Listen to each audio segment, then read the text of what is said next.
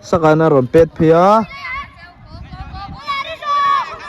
gola sadone atraya ma se goalkeeper en loman sat ni sangpuya jerata na pace back don nge khal don nge alai na pe a ali chan nei de an la thei tlat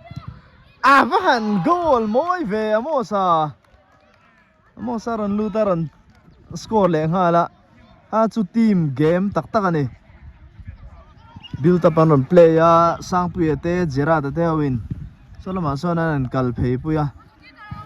crossing aron kala amosan moi lu tuktak main low pace zewani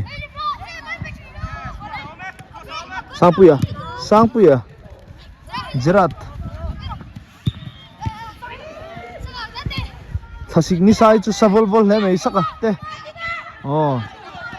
support kal lova chance anei the ma sela khal zel jerat am buma goalkeeper se lo man ban thei le mai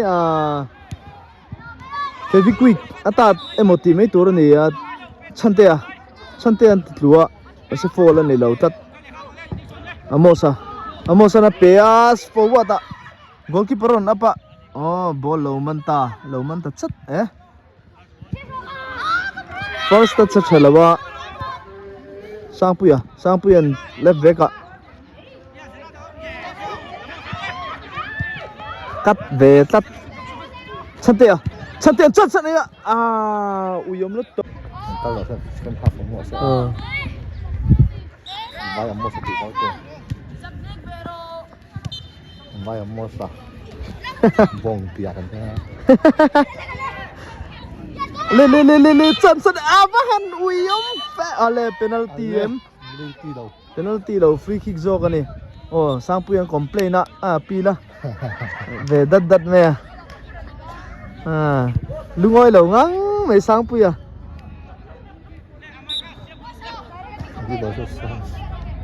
goalkeeper hian chante goal score ve 2930 ani to goal score thei khom me AGCA under 12 lamte GC in dem có làm sao tur chu ron thleng trep tuang khila ma ro thleng to mo ke mani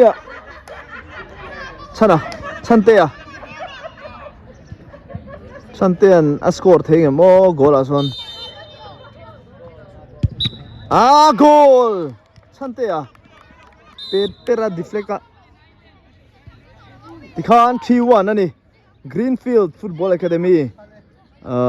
lam hian goal and score về đấy chị ạ ringhal pop mày thank you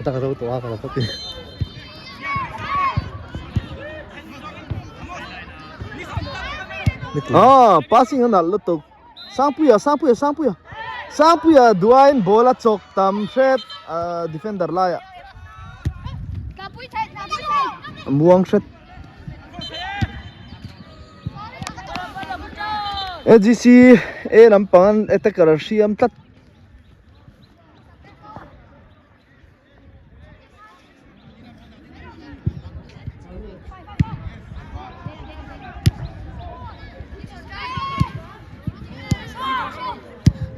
cross neya mase thatok lo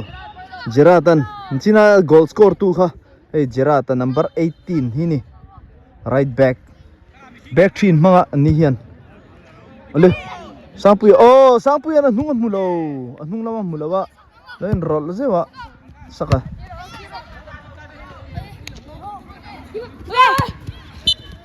throw in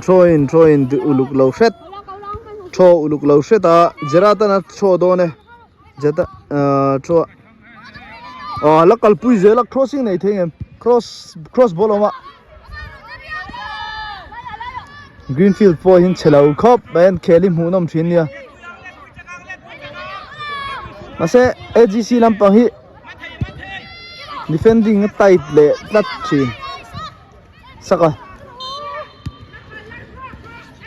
chante slide mase fu tok lawa alle HMUHNAAM dat thin